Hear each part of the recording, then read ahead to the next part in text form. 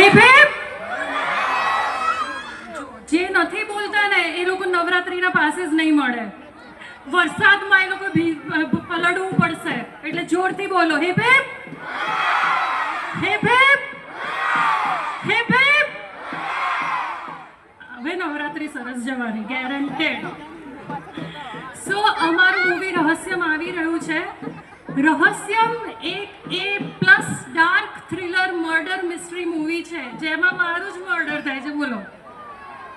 અને હું પ્રમોશન કરી રહી છું.